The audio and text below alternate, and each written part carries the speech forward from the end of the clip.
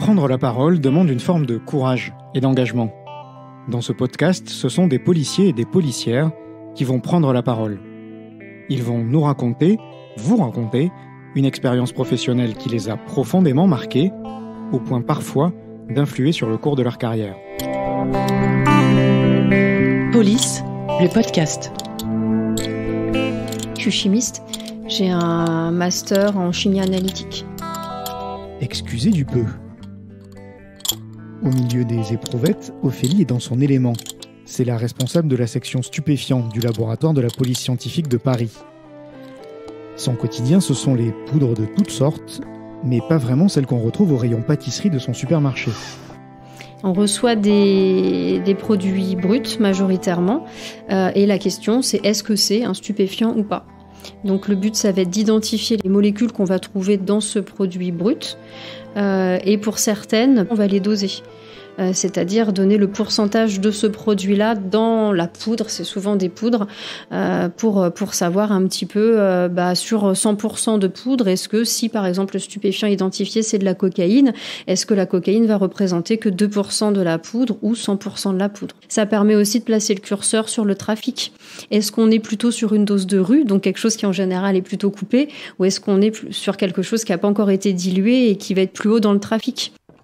Le 17 mai 2023, veille du jeudi de l'Ascension, Ophélie est sur le point de prendre son astreinte, quand deux policiers viennent rompre la routine des tests en laboratoire.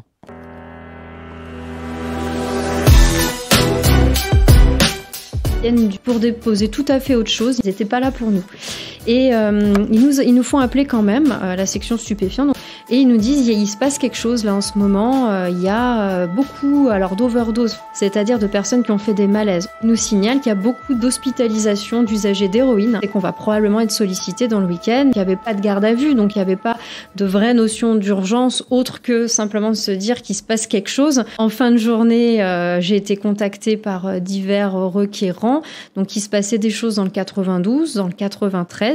Les deux départements allaient nous amener des saisies et donc on a passé la fin de journée à tout organiser pour le lendemain. Alors on n'avait personne qui était mis en cause, qui était interpellé, mais il y avait une urgence sanitaire parce qu'il y avait de plus en plus d'hospitalisations de personnes des héroïnomanes à la base, qui devaient consommer de l'héroïne, qui est stupéfiant, mais en tout cas qui avait des effets qui n'étaient pas habituels. Il y avait des consommateurs habituels d'héroïne et là il se passait des choses qui n'étaient pas normales.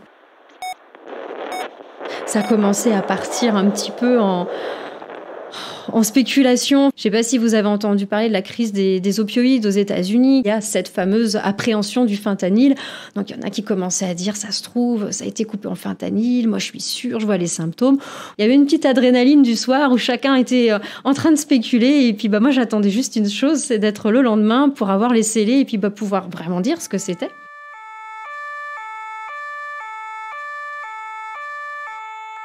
Les premiers à être venus, c'est le 93. Ils m'ont amené 8 scellés. C'était des restes de doses. Et il y a le 92 qui est venu un peu plus tard dans la journée, je crois vers 4-5 heures, pour amener 2 scellés. Donc j'en ai géré 10 en tout ce jour-là.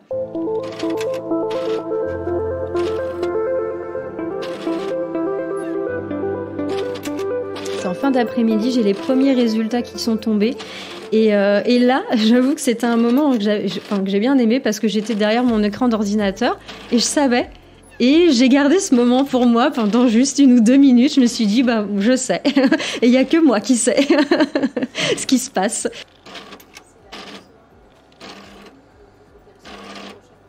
Et donc, c'était coupé à des cannabinoïdes de synthèse. Donc, les cannabinoïdes de synthèse, ça fait quand même un moment qu'on en parle. C'est des molécules qui sont apparues au début des années 2000. Et à l'état pur, c'est des substances qui sont soit solides, soit sous forme d'huile. Et il y en a vraiment beaucoup. En fait, à la base, c'était fait pour mimer les effets du cannabis. Des cannabinoïdes de synthèse, il y en a plein en circulation. Mais le problème, c'est que personne n'a vraiment de recul sur les effets. Et au début, l'idée, c'était de ressembler au cannabis. Mais au final... ça ressemble pas vraiment au cannabis, ça n'en a une similarité qu'avec l'idée du début, quoi. 1,06 kg pour celui-là. 1,05. Et le dernier. Donc cette héroïne, elle avait ses produits de coupage usuels, on va dire. J'ai retrouvé du méthorphane, qui est un médicament, et puis de la caféine dedans. Et puis il y avait ça en plus, donc qui expliquait ce qui se passait. Les héroïnomanes, ils ont l'habitude de prendre de l'héroïne, en général coupée d'une certaine manière, à un certain pourcentage. Et là, les organismes n'ont pas compris ce qui leur arrivait, d'où les hospitalisations. Donc, alors j'ai pas rendu mes résultats tout de suite parce qu'ils voulaient justement le dosage de l'héroïne. Pour dire, l'héroïne, il y en a à tant de % dans la poudre et on a dosé aussi la caféine. Et l'héroïne, de mémoire, elle était à peu près à une vingtaine de % dans tous les échantillons. Donc le jour même, quand j'ai eu les résultats pour tout, j'ai appelé les personnes avec qui j'étais en relation pour leur donner les premiers résultats, pour qu'ils sachent un petit peu, par exemple, que l'espèce de légende urbaine du fentanyl cesse tout de suite. Ce n'est pas du fentanyl, c'est tout à fait autre chose.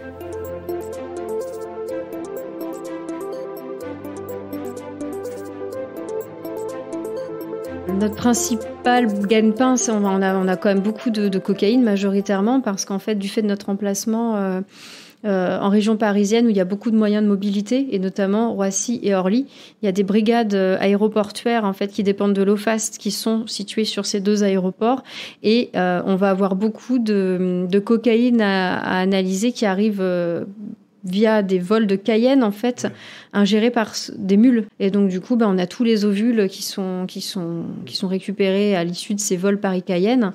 Et ça, c'est vraiment, c'est 80% des dossiers, c'est de la cocaïne. Alors que là, il y avait quelque chose de différent et ça circulait pour de vrai, quoi. Il y avait vraiment beaucoup d'hospitalisations, donc c'était une urgence sanitaire. C'est vraiment pour ça que je fais ce métier et c'est pour ça que je fais des astreintes.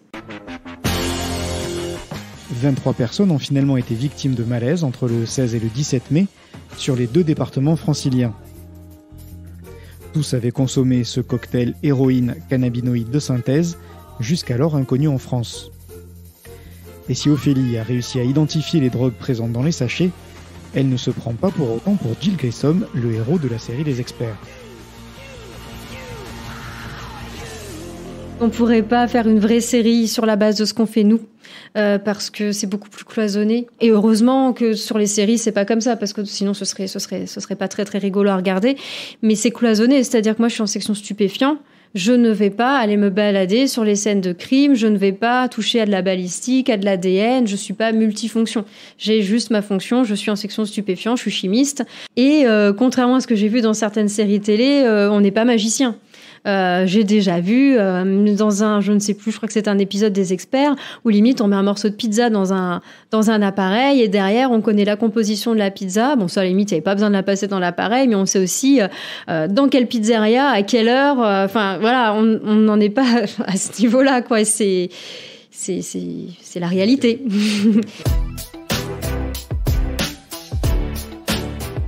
Je fais ça depuis maintenant 15 ans et j'aime toujours autant ce que je fais comme au début.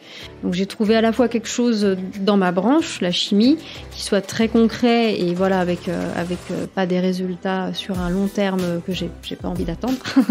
Et puis en même temps ce côté service public et puis voilà servir l'État, moi c'est aussi quelque chose qui me correspond. Police, le podcast, une émission à retrouver tous les 15 jours sur l'ensemble des plateformes de diffusion.